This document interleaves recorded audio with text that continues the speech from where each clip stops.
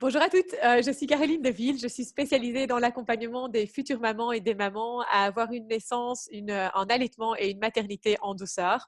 Alors aujourd'hui, je suis super contente parce que je suis en compagnie de Laurence. Alors Laurence va vous expliquer un petit peu qui elle est et ce qu'elle fait.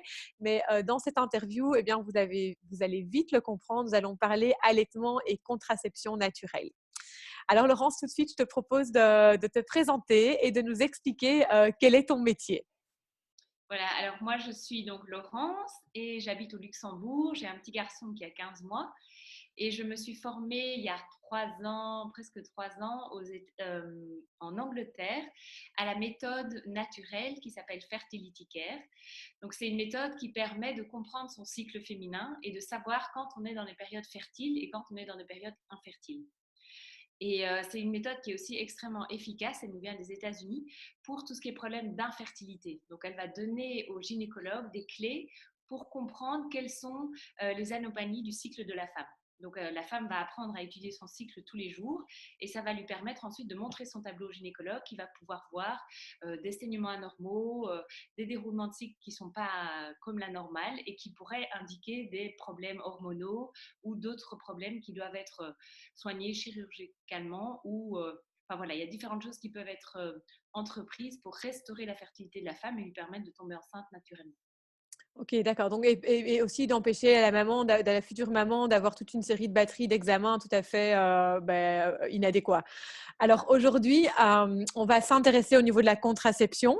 Donc voilà, donc c'est vrai que la NAPRO, donc comme tu dis, il y a vraiment deux branches, hein, la contraception et la fertilité, enfin problème de fertilité.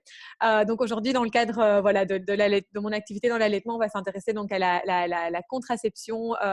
C'est vrai qu'on entend beaucoup de mamans qui allaitent. Alors on dit que l'allaitement ne couvre pas à 100% d'un point de vue contraceptif. Donc l'allaitement bloque la fertilité de la maman, inhibe l'ovulation, mais pas toujours à 100%. Et donc c'est ce qu'on va essayer de comprendre ensemble. Euh, alors peut-être pour expliquer aux mamans, on reviendra à l'allaitement juste après. Peut-être dans un premier temps, est-ce que tu pourrais expliquer aux mamans comment ce qu'il faut faire concrètement pour observer son cycle en fait? Qu'est-ce qu'elles vont devoir faire à la maison pour prendre conscience de leur cycle? Ouais. Donc déjà les méthodes naturelles,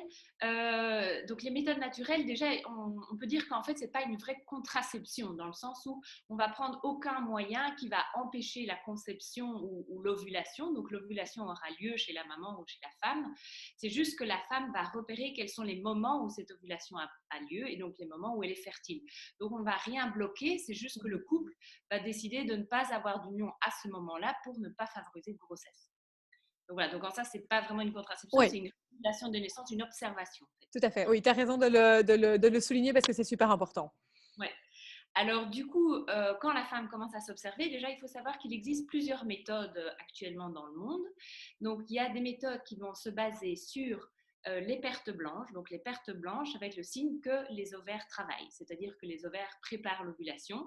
Donc elles vont produire des œstrogènes et ces œstrogènes vont être responsables des pertes blanches, de ce que les femmes appellent les pertes blanches quand elles les observent. Ensuite, il y a des méthodes qui vont se baser sur la température. Il y a des méthodes qui vont se baser sur l'observation du col, mais ça c'est plutôt quelque chose pour une sage-femme, je dirais, parce que c'est un peu interne, c'est un peu difficile de vraiment se rendre compte de ce qui se passe au niveau interne dans la position du col, mais c'est un indicateur. Et alors il y a des méthodes qui vont combiner divers indicateurs. Alors la méthode que moi j'enseigne, c'est donc la méthode Fertility Care, qui a été étudiée aux États-Unis, toutes les recherches ont été faites là-bas. Et donc, on l'a maintenant de plus en plus en Europe aussi. Et elle va se baser sur l'observation de ces pertes blanches. Alors, les pertes blanches, on a sans doute toutes déjà vu un peu ce que c'était. Mhm. Il faut savoir que quand on est sous pilule, ou en tout cas avec des contraceptifs hormonaux, ça va empêcher la production d'œstrogènes, ou en tout cas réduire l'activité des ovaires. Du coup, les femmes vont avoir moins de pertes blanches. Donc, c'est possible que vous disiez, ah, moi, je n'en vois jamais. Mais c'est possible. Si vous avez une contraception, c'est bien possible. Si vous avez votre cycle à l'état naturel, disons, vous allez avoir une période de 5-6 jours pendant lesquels vous allez observer donc des pertes blanches et qui vont vous indiquer que vos ovaires travaillent et préparent l'ovulation. Donc concrètement, pour savoir quand on est fertile, ces méthodes naturelles et donc la méthode Fertility Care qui se base sur l'observation de la glaire cervicale, donc du mucus cervical, donc ces pertes blanches, ça va être lors du passage aux toilettes. Donc quand vous passerez aux toilettes, il vous sera demandé de vous observer avant la miction, après la miction, avant les selles, après les selles. Donc on va capter tous les moments de la journée où ça nous est naturel de passer aux toilettes et de s'essuyer. Et du coup, ça va être le moment aussi où on va pouvoir regarder s'il y a une présence ou une absence de glaire cervicale. OK. Alors ça, c'est quand même c'est un apprentissage, et c'est peut-être important de dire que c'est quand même bien d'être guidé les premiers mois. Comment ça se passe au niveau de l'apprentissage, pour être sûr de ne pas se tromper, en fait? Ouais. Donc en fait, il faut savoir qu'au début, c'est très difficile. On est un peu incertaine, puis on a peur aussi de se tromper, etc. Donc c'est vrai qu'il ne faut pas jouer avec ce petit bébé qui pourrait arriver si ce n'est pas du tout prévu. Oui, c'est ça. Vraiment important au début d'être bien coaché, donc de vous adresser à quelqu'un qui a été formé pour vous enseigner la méthode ou une méthode. Donc au début, on voit le couple tous les 15 jours. Et après, ça va devenir des intervalles plus longs. Donc au début, c'est 15 jours pendant les 2 premiers cycles d'observation. Mmh. Après, ça devient 1 mois après, et puis c'est tous les 3 mois ou en fonction des besoins.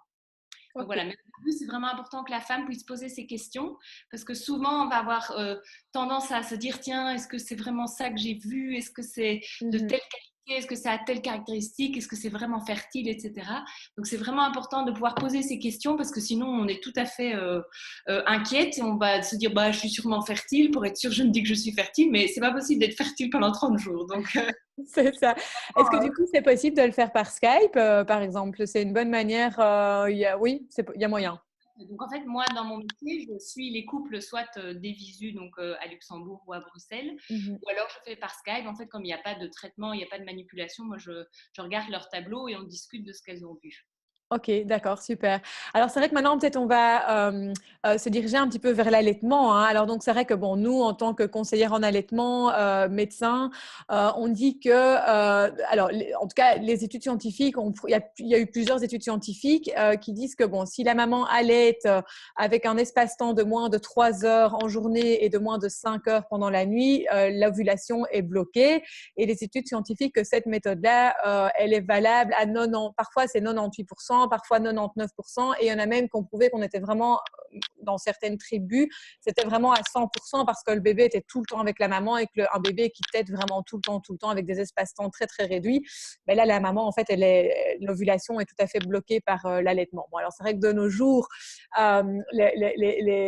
l'allaitement à la demande est parfois un peu plus compliqué, plus controversé d'un point de vue culturel, et donc du coup ça ne se passe pas toujours comme ça. Donc du coup les mamans, quand elles allaitent, en tout cas la majorité des mamans quand elles allaitent sont fertiles parce que ces espaces-temps ne sont pas respectés. Est-ce que du coup quand on allaite, c'est un bon moment pour commencer ce type de méthode? Est-ce que c'est possible? Ouais. Donc, il faut savoir que ce n'est pas du tout un mauvais moment, donc on n'est pas obligé d'être dans des cycles réguliers pour pouvoir commencer une observation de son cycle. Donc en fait, ce qui va se passer, c'est qu'après l'accouchement, les ovaires, grâce à la prolactine qui va produire le lait, va endormir un peu les ovaires.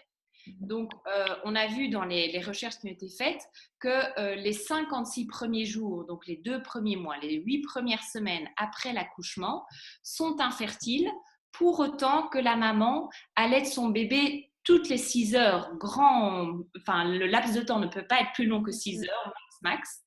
Et il faut que le bébé soit allaité au sein.